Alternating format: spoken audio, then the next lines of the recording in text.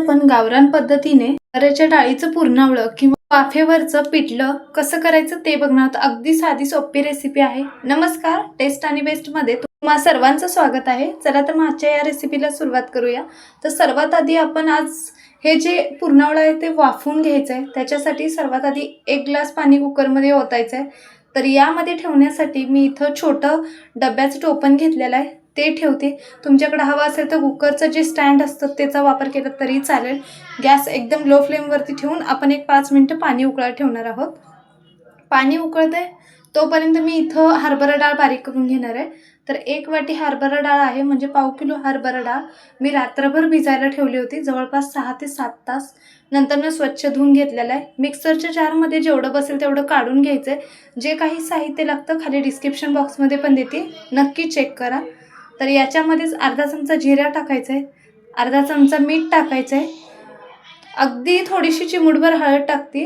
टोपण झाकूया आणि जाडसर असं बारीक करायचं आहे, जास्त बारीक करायचं नाही आहे। तर अशा प्रकारे मी इथं बारीक करून घेतलं आहे। तर हे कुकरच्या डब्यामध्ये काढते, हे आपल्याला वाफवून घ्यायचं आहे त्याच्यासाठी। आणि सेम याच प्रकारे राहिलेली डाळ पण बारीक करणार आहोत।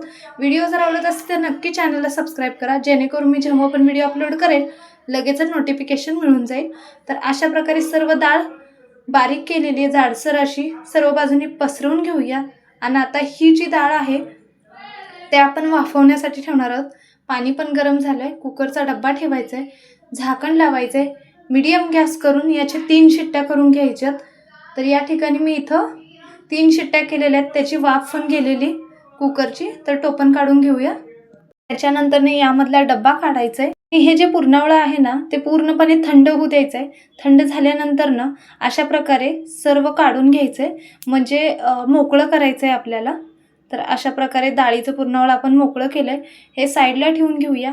मिक्सरचं जार घेतलं आहे, याच्यामध्ये चवीनुसार म्हणजे मी इथं 4 हिरवी मिरची घेतलेल्या आहेत, लसणाच्या पाकळ्या घेतलेल्या 10 ते 12 लसणाच्या पाकळ्या घेतलेल्या आहेत। तर हे जाडसर असं वाटून घेऊया। तर अशा प्रकारे वाटून झालेलं आहे। तर आता फोडणीसाठी कढई ठेवली आहे, त्याच्यामध्ये टाकूया 2 चमचे तेल। तेल चांगल्या प्रकारे गरम होऊ द्यायचं आहे। अर्धा चमचा मोहरी टाकायचं आहे, मोहरी तडतडली की अर्धा चमचा जिरे, 10 ते 12 कढीपत्त्याचे पानं टाकलेले आहेत।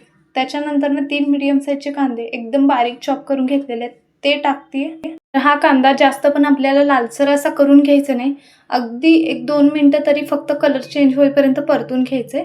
तर अशा प्रकारे कांदा परतून घ्यायचा आहे। तर आपला कांदा परतून झालेला आहे, याच्यामध्ये आपण जे हिरवी मिरची आणि लसूण बारीक करून घेतलेलं आहे ते टाकून घ्यायचं आहे। तर हे टाकते। शक्यतो तर या ठिकाणी मिठाचं आणि तिखटाचं प्रमाण जास्तच ठेवायचं आहे।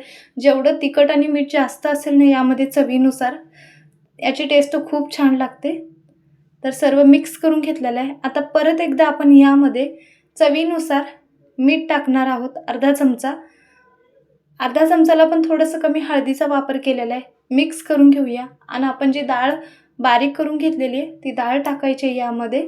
अगदी साधी सोपी रेसिपी आहे, जी गावरान पद्धतीने मी तुमच्यासोबत इथं शेअर केलेली आहे।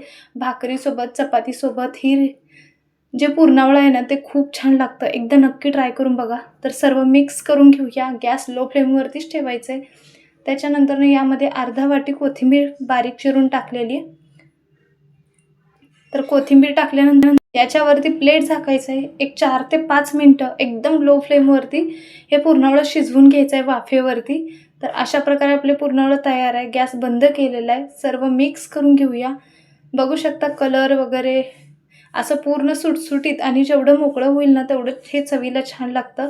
व्हिडिओ कसा वाटला ते नक्की सांगा। व्हिडिओ जर आवडला तर लाईक, शेअर, सबस्क्राईब पण करा। कमेंट्स बॉक्समध्ये पण नक्की सांगा ही गावरान रेसिपी तुम्हाला कशी वाटली ते।